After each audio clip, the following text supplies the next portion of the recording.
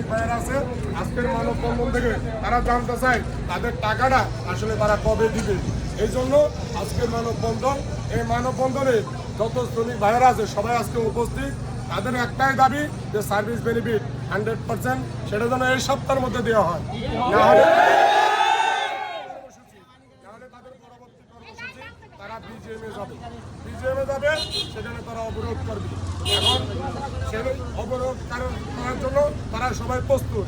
আগামী রবিবার তারা এই কর্মসূচি রাখতেছে।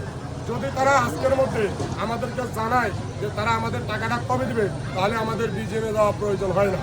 আর যদি আমাদেরকে বাধ্য করে যে আমাদের বিজিএম যেতে হবে, তাহলে আগামী রবিবার এই যত শ্রমিক ভাইয়েরা দেখতেছেন সবাই ওখানে গিয়ে বিজিএমে এখানে অবরোধ করতে বাধ্য থাকবে, ওখানে উপস্থিত থাকবে। এবং প্রশাসন এখানেই আছে, কিন্তু তারা আমাদের সাথে কোনো কথা বলে না, তারা আমাদের সাথে কোনো যুক্তিতে আসে না। তারা দূরে থেকে দেখে আমাদের তামাশা থেকে আমরা কি করতেছি। আসলে যে বিগত কয়েকদিন আমরা এখানে আন্দোলন করতেছি বা মানববন্ধন করতেছি, তারা কিন্তু অবগত, সমস্ত বাংলাদেশ অবগত, সমস্ত মিডিয়াও অবগত এবং সমস্ত শ্রমিক ভাই বোনেরা অবগত। কিন্তু প্রশাসন থেকে কেউ উদ্যোগ নেয় নাই, আমাদের কাছে এসে জিজ্ঞাসা করে নাই যে আপনাদের কি সমস্যা বা আপনারা কেন দাঁড়াইছেন বা কি কারণে আপনারা এখানে আসেন। কিন্তু বিজিএম থেকেও আমাদের কাছে কেউ আসে নাই যে আপনাদের কি দাবি, আপনাদের যদি কোনো দাবি থাকে আমরা সেটা দেখতেছি।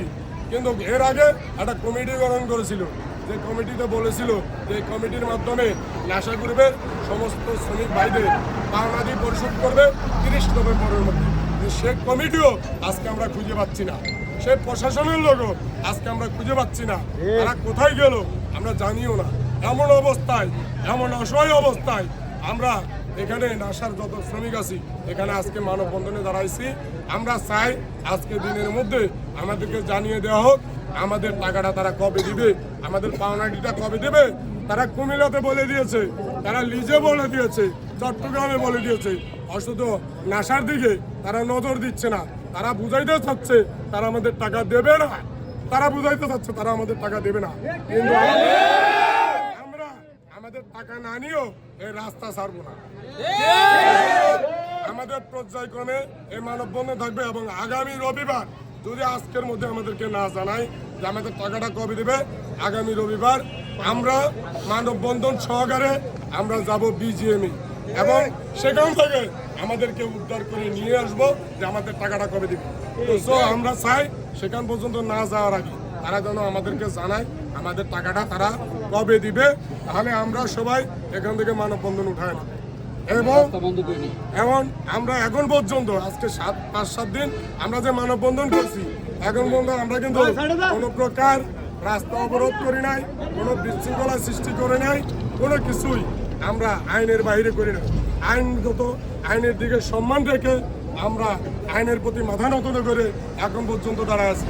কিন্তু পরবর্তীতে কিছু হলে সেটা দায়ভার আমি নিতে পারবো না বা আমার এই নেশার শ্রমিকরা নিতে পারবে না, এবং কখন কী হতে সে ব্যাপারে আমি অবগত নয়।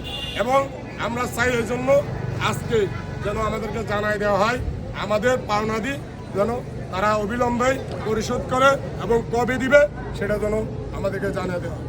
ধন্যবাদ। আসসালামু আলাইকুম।